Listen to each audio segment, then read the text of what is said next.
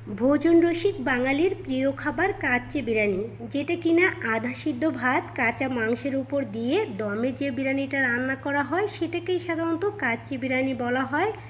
অনেকেই ঝামেলার কারণে এই বিরিয়ানিটা তৈরি করতে চায় না। আজ আমি গ্যাসের চুলায় একদম সহজভাবে এই বিরিয়ানির রেসিপিটাই আপনাদের সাথে তুলে ধরেছি। আশা করছি রেসিপি ভালো লাগবে। চলুন দেখে নিই রেসিপিটা। আজকের কাচ্চি বিরিয়ানি রান্না করার জন্য আমি এখানে 1 কেজি থেকে পরিমাণে একটু বেশি আছে গরুর মাংস নিয়েছি।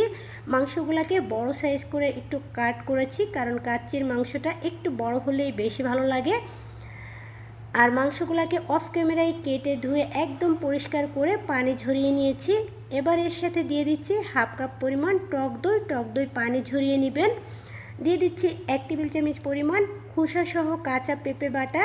এই খোসাসহ কাঁচা পেঁপে বাটাটাই এই গরুর মাংসটাকে দ্রুত সফট করতে অনেক বেশি সাহায্য করবে। দিয়ে দিচ্ছি স্বাদ মতো লবণ আর 3 টেবিল চামচ পরিমাণ আদা রসুন বাটা। এবার হাতের সাহায্যে মাংসগুলোকে খুব ভালো করে মেখে নিব। আর মাখানোর কাজটা চেষ্টা করবেন হাত দিয়েই করতে। এবার এটাকে আমি ঢেকে একটা সাইড করে রেখে দিচ্ছি। এখন আমি কাচ্চির জন্য একটা মশলা তৈরি করব। তার জন্য এখানে নিয়েছি 1 চা চামচ পরিমাণ শাহি জিরে, নিয়েছি পোস্ত দানা 1 চা চামচ, 1 চা চামচ কালো গোলমরিচ, 1 চা চামচ সাদা গোলমরিচ, কয়েকটা কাবাব চিনি নিয়েছি, 1 টুকরা জয়ত্রী, কয়েকটা সাদা এলাচ আর একটা জয়ফলের 4 ভাগের 1 ভাগ আর 2 টুকরো দারচিনি। এবার এগুলাকে আমি পাটায় বেটে নিব। আর সাথে এখানে নিয়েছি 15 থেকে 16টা কাজু বাদাম আর কাঠবাদামগুলোকে আমি অফ ক্যামেরায় খোসা ছাড়িয়ে নিয়েছি, আর বাদামগুলোকে আমি ভিজিয়ে নিয়েছি, এগুলাকেও বেটে নিব। আর এখানে আমি 4টা মিডিয়াম সাইজের আলু ছিলে 2 ভাগ করে নিয়েছি, সাথে লবণ আর সামান্য একটু পরিমাণ হলুদ দিয়ে এটাকে মেখে নিচ্ছি কালারের জন্য। এদিকে কিন্তু প্রায় 30 মিনিটের মতো আমি মাংসটাকে এভাবে মেখে রেখেছিলাম, মানে আমার বাকি মশলাগুলো প্রসেসিং করতে প্রায় 30 মিনিট সময় লেগেছে। এখন এটার মধ্যে দিয়ে দিচ্ছি 1 চা চামচ পরিমাণ লাল মরিচের গুঁড়া, 1 চা চামচ জিরা ও 1 চা চামচ ধনিয়ার গুঁড়া। দিয়ে দিচ্ছি এখানে বাদাম বাটা, যে বাদামটা আমি দেখিয়েছিলাম, আর দিয়ে দিচ্ছি কাচ্চির মশলাটা, এটাও আমি অফ ক্যামেরায় বেটে নিয়েছি। দিয়ে দিচ্ছি সামান্য একটু পরিমাণ শাহি জিরা, আর দিচ্ছি হাফ কাপ পরিমাণ পেঁয়াজ ব্রেস্তা করা তেল। চেষ্টা করবেন পেঁয়াজ ব্রেস্তার তেলটাই দিতে, আমি পেঁয়াজ ব্রেস্তাটা অফ ক্যামেরায় করে নিয়েছি। দিয়ে দিচ্ছি এখানে 2 থেকে 3 ফোঁটা কেওড়ার জল। চেষ্টা করবেন কেওড়ার জলটা এই টাইমটাতে দিতে, তবে পরিমাণে খুবই কম। কেওড়ার জলটা দিলে মাংস থেকে খুব সুন্দর একটা ফ্লেভার আসবে। এবারও হাতের সাহায্যে এগুলাকে খুব ভালো করে মেখে নিব। এবার এর সাথে আমি অ্যাড করব 1 চা চামচ পরিমাণ চিনি। কাচ্চির মাংসটা একটু মিষ্টি মিষ্টি লাগে, আর যেহেতু টক দইটা দেওয়া আছে তাই সামান্য একটু চিনি ব্যবহার করলে মাংসটা অনেক বেশি টেস্টি হবে। আবারও খুব ভালো করে মেখে এটাকে 1.5 ঘন্টার জন্য আমি ঢেকে রেখে দিব। আমি টোটাল 2 ঘন্টা মাংসটাকে মেরিনেট করে রেখে দিব। এতে করে মাংসটা দ্রুত সফট হয়ে যাবে, না হলে গরুর মাংস সিদ্ধ হতে সময় লাগবে। এখানে আমি মেজারমেন্ট কাপের 3 কাপ পরিমাণ বাসমতি চাউল নিয়ে সেটাকে খুব ভালো করে ধুয়ে নিচ্ছি। একদম কষলে ধুয়ে নিতে হবে। যখন এরকম সাদা পানি বের হবে এটাকে আমি ভিজিয়ে রাখবো 20 মিনিটের মতো। এবার চুলায় একটা বড় হাঁড়িতে আমি বেশ খানিকটা পানি দিয়েছি, সাথে দিয়েছি 2টা সাদা এলাচ, কয়েকটা লং, একটা তেজপাতা, একটু শাহি জিরা, আর দিয়েছি স্বাদ মতো লবণ। লবণের পরিমাণটা এরকম দিবেন যেন পানিটা মুখে দিলে নোনা নোনা লাগে। এবার ধুয়ে রাখা চাউলগুলোকে এর মধ্যে আমি দিয়ে দিচ্ছি। আমি কিন্তু চাউলগুলোকে 20 মিনিটের মতো ভিজিয়ে রেখেছিলাম, তারপরেই কিন্তু ফুটন্ত পানির মধ্যে চাউলটাকে অ্যাড করছি।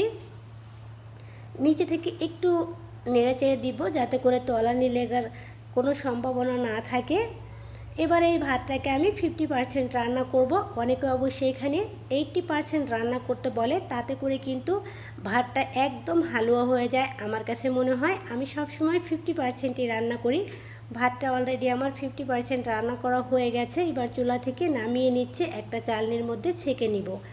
আর এখানে আমি 3 টেবিল চামচ গুঁড়া দুধ 1 কাপ পানির সাথে গুলিয়ে নিয়েছি। গরম পানির সাথে অবশ্যই গুলিয়ে নিতে হবে। সাথে সামান্য একটু অরেঞ্জ ফুড কালার দিয়ে এটাকে মিশিয়ে নিচ্ছি। আর এদিকে কিন্তু অলরেডি আমার মাংসটা মেরিনেট করা হয়ে গেছে। আমি টোটাল আবারও বলছি, আমি 2 ঘন্টা মাংসটাকে মেরিনেট করেছি। প্রথমে হাফ আওয়ার রেখেছিলাম, বাদবাকি লাস্টে আরও 1.5 ঘন্টার মতো রেখেছি। এখন হাফ কাপ পরিমাণ পেঁয়াজ ব্রেস্তা দিয়ে এগুলাকে আবারও খুব ভালো করে মেখে নিচ্ছি।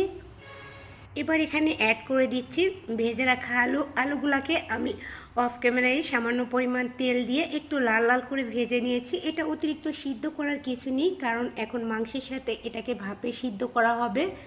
আলুগুলা দিয়েও মাংসগুলাকে খুব ভালো করে মেখে নিয়ে এবার এগুলাকে সুন্দর করে সেট করে দিচ্ছি।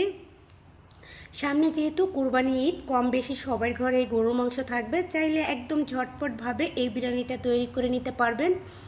এবার উপর থেকে কয়েকটা কাঁচামরিচ আর কিছু কিশমিশ দিচ্ছি। এখানে আলু বোখারাটা থাকলেও দিতে পারেন, বাট আমার কাছে ছিল না তাই স্কিপ করে গেছি। এবার উপর থেকে রান্না করে রাখা ভাতটা দিয়ে সুন্দরভাবে ছেট করে দিতে হবে। উপরে দিয়ে দিচ্ছি কয়েকটা কালো গোলমরিচ, এটা না থাকলে স্কিপ করবেন, না চাইলে দিয়ে দিচ্ছি কয়েকটা কাঁচামরিচ।